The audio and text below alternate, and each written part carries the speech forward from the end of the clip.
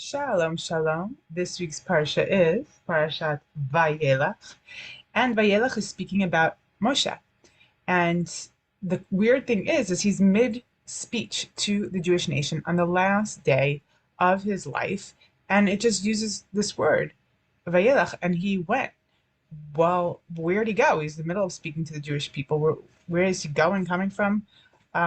It's odd to be there all of a sudden mid-speech. And it reminds us, this word Vayelech, it's reminiscent of the Parshat Lech Lecha in Bereshit, same word, Lech.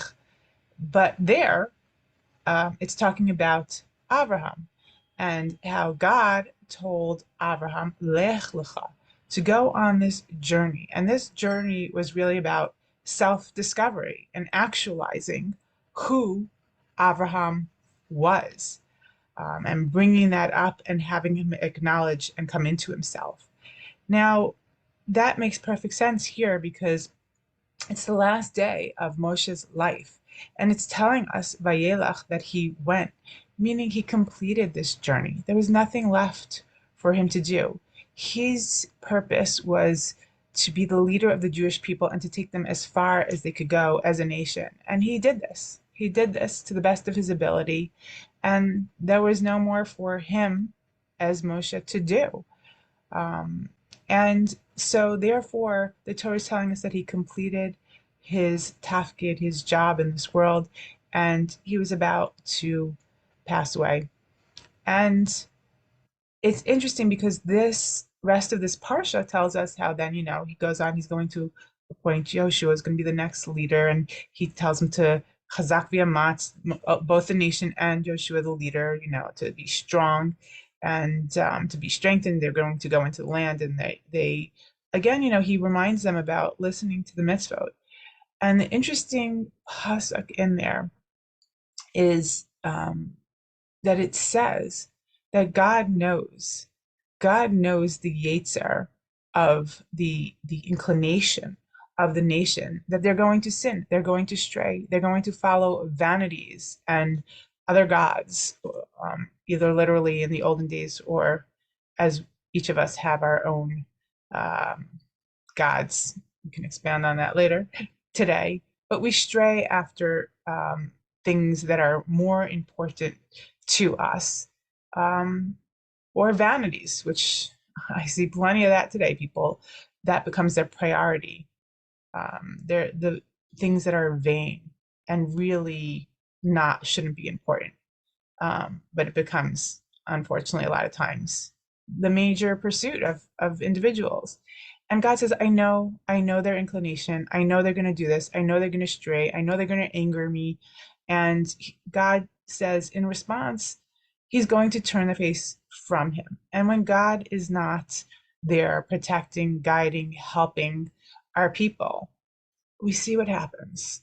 We fall prey to the nations that hate us for various reasons, sometimes for no reasons at all.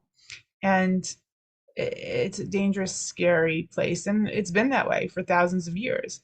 But then he gives us the promise of this ultimate redemption and of bringing vengeance upon the other nations for the things that they have done, because they really went to extreme levels in torture and persecution, decimation of our people. But God tells the Moshe to put this song that's going to be in next parsha of Hazinu in their ears, that they should have this forever. And this song will bring them back, after they strayed, or maybe even before, for some people, to hasten our redemption, to know that there is a plan, there is a redemption, and no matter how far we go, God understands that we were going to do this even before. How far we went, I think that was our own doing, but we're pulled to different things, and as far as we stray, that he's going to bring us back. Either we can bring ourselves back, or he will bring us back eventually, which seems to be the way it's going. And this song, this Hazinu, it's a compilation of past, present, and future, of everything that we've gone through. And it really hits the hearts of many people when we see the truth in these words of everything we've experienced. And it really, that song, the power of songs and poems um, are not to be paralleled. And when we have this song's recognition, it hits us in this place. I want to call it a heart, but it's even something heart. It's even something deeper. It's in that place that where our soul resides of truth, and that song awakens, and we recognize. And I think that moment we recognize that it draws us closer. And God tells Moshe to put this song in the mouths of the people that they should never forget. Always have that connection. It will always can bring us back to God. This song, this Hazinu, and and I've seen it actually happen in real life with people when they hear it and read it, and it rings true with the life that our nation has lived. And it's very fitting that these words that Moshe's telling them, that the precursor to the Hazinu, is in this Parshat Vayelech that says that Moshe had finished his job in this world, and that he's telling the nation that you as a nation, you have a job, and that you live just like I lived to fulfill that job, and your life, that's what it's about. And unfortunately, when we perish, it's because we're not fulfilling our job. There's no point. There's no point for us in this world if we're not doing our job. It's all vanities.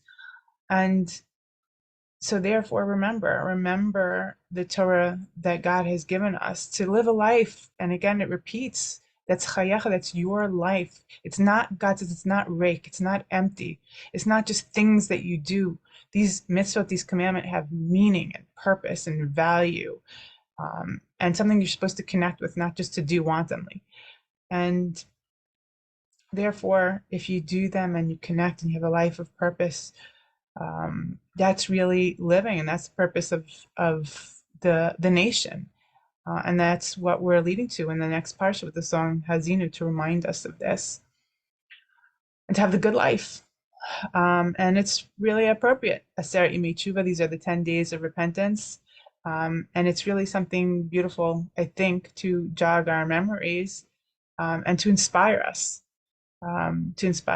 in these days to do what's good, to do tshuva, tefillah, tzedakah, acts of repentance, find out, who we are and try and actualize it, be better people, to give charity, and to connect with God. And with this, I bid you a Shabbat Shalom. Till next week, Bezrat Hashem.